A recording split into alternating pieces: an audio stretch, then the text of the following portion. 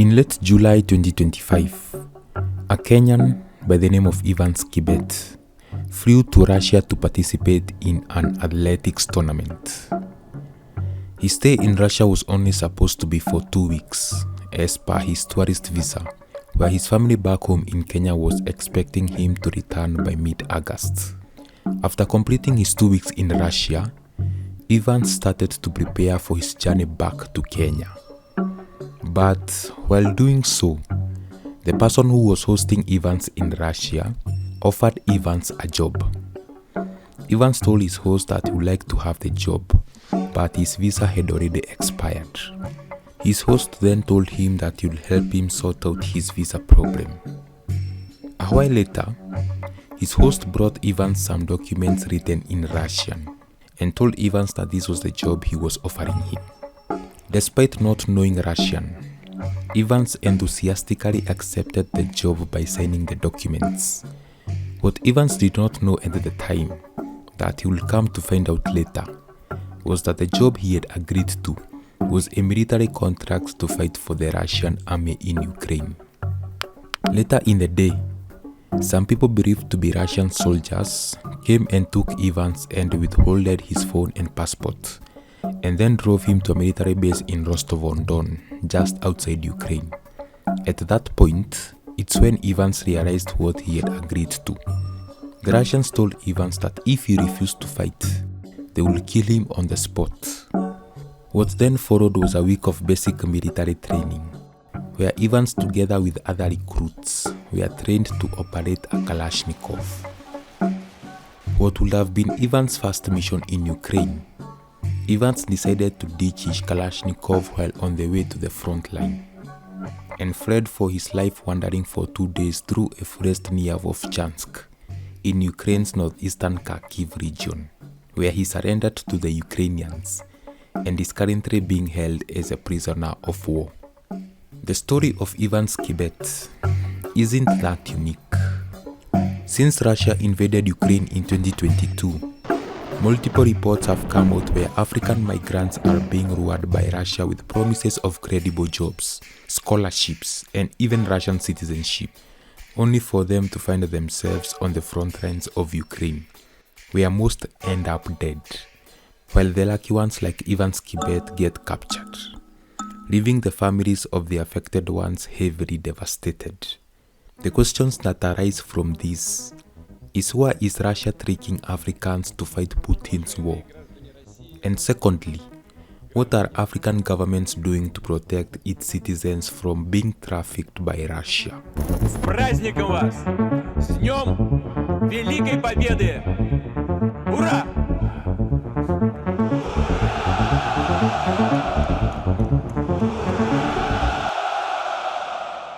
Since the start of the full-scale invasion of Ukraine by Russia in 2022, that started the largest and deadliest war in Europe since World War II, the war has not only led to the death of more than 14,000 Ukrainian civilians, that's according to the recorded figure by the UN Human Rights Monitoring Mission in Ukraine, but also the death of Ukrainian and Russian soldiers. President Zelensky has said 31,000 Ukrainian troops have been killed so far during the war with Russia. Well, a BBC investigation alongside the independent Russian website Mediazona reveals that more than 50,000 Russian soldiers have died so far in the war. Putin has lost almost 250,000 soldiers in this war. While there is no accurate data that shows the total number of troops that the two countries have lost since the start of the war, we can tell that both Ukraine and Russia have had tremendous losses in the battlefield. This is because of the recent struggles that the two countries have had in getting more men of fighting age to enlist in their armies, so as they can fill up the troop shortage. Ukraine, for instance, its government has been desperately trying to get its men to enlist. This is because of the heavy losses that Russia has been inflicting the Ukrainian army, and also the need of rotating its fatigued soldiers, who have been fighting constantly since the war broke out. As a result, President Zelensky signed a new conscription law in April 2024 that lowered the conscription age from 27 to 25, and made other provisions that will make it easier for the government to conscript eligible persons. More than 2 years into its war with Russia, Ukraine is decreasing its draft age as it struggles with low troop numbers. President Vladimir Zelensky signed a law changing the draft age from 27 to 25 years old. This comes a year after the law was passed by the country's parliament. Ukraine doesn't just need more fighters, they're also running dangerously low on weapons and ammunition. This as additional funding is being held up in Congress. This policy change by the Ukrainian government made a lot of young Ukrainian men scared because of the fear of dying, or even worse, being left physically disabled.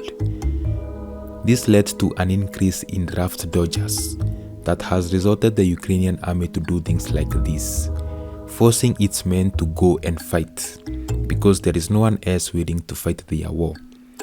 This has led to the decline of Zelensky's popularity among Ukrainian citizens, and even some calling for his resignation. For Russia, the war has also led to a lot of losses within its military, with some media reports suggesting that Russia has lost more soldiers compared to Ukraine. Unlike Ukraine that has only been relying on its citizens to wage war, Russia has been using two sources to replenish its troops. The first is by using Russian PMCs, private military companies, aka mercenaries. A good example is the infamous Wagner Group that helped Russia capture the city of Bakhmut back in 2023 after months of heavy intense fighting. Still today, the fight for Bakhmut is considered as the bloodiest, most ferocious battle between Russian and Ukrainian forces. The second source is using foreigners, among them being Africans. Gitai Peter Jenga, Kenya. Mutai Felix, 28, Kenya. Martin Menejega, 36 years, Kenya. Biba Yusuf, 30 years, from Ghana. In July 2025, a Ukrainian YouTube channel called United 24 uploaded this video that revealed the extent at which Africans are being used to wage Putin's war. This video showcased 4 Africans among other nationals dressed in Russian military fatigues, 3 being Kenyan and 1 Ghanaian, in what is believed to be a Ukrainian prisoner of war camp. Since 2024, multiple media outlets have revealed how Russia has been recruiting nationals of African origin to fight in Ukraine.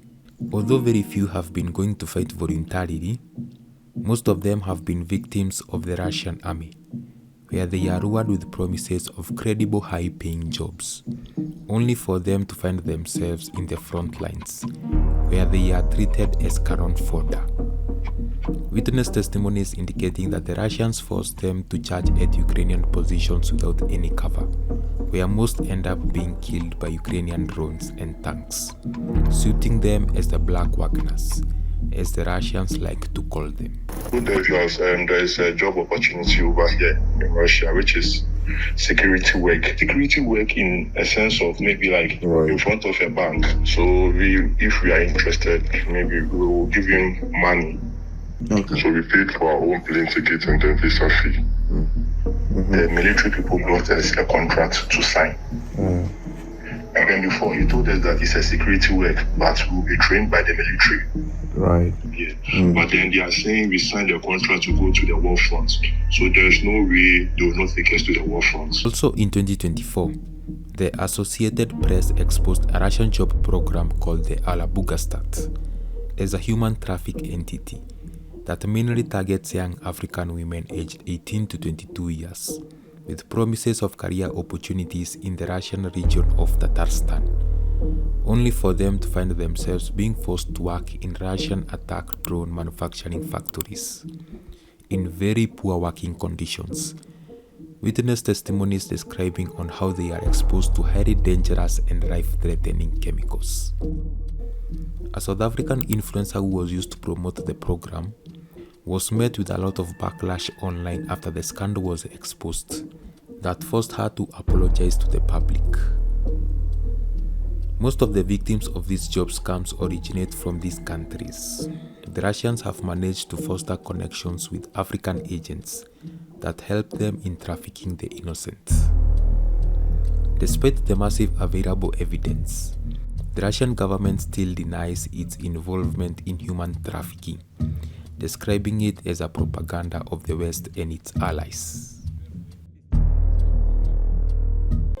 In the wake of these crimes, you might wonder what African governments are doing about it. So far, only Kenya and South Africa are the only African countries that have shown little interest on what has been happening. When the Arabuga scandal was exposed, South Africa's Foreign Affairs spokesman told the AFP that the matter was under investigation, but until now nothing substantial has yet been released. On the other hand, the Kenyan government has been making efforts to protect its citizens from being trafficked.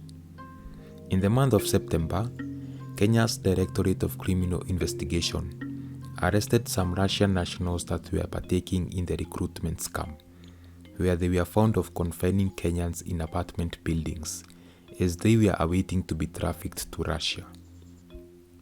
Meanwhile, for the other countries, they haven't shown any interest in what has been happening.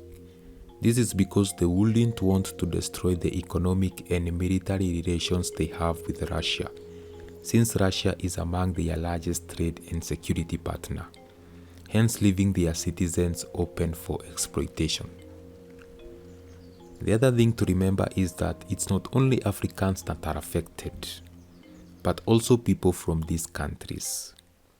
Russia exploits their poor economic conditions back home, where poverty and unemployment is very high, promising them a good life in Russia, only for them to end up dead or injured, leaving their families back home with deep mental and emotional traumas.